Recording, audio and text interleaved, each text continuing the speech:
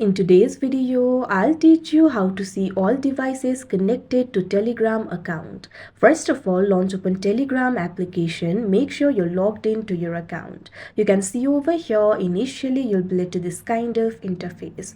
So what you have to do is tap on the three lines that you can see at the top left corner of your screen.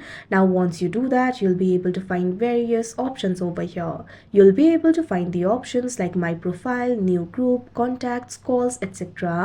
Tap on this option settings that you can see on the screen. Now you can see over here, you'll be led to the settings interface. You'll be able to find various options over here. Under the section for settings, at second last, you'll be able to find this option for devices. Tap on it. Now you'll be led to the devices interface. You'll be able to find various options over here. Over here, you'll be able to find this section for active sessions. Over here, you'll be able to see the list of all the active devices and their location. If you tap on those devices, you can also log out of it if you want. So like this, you'll be able to see all the devices connected to Telegram account under the active sessions. So that is how you see all devices connected to Telegram account. I hope you found this video helpful. Thank you for watching.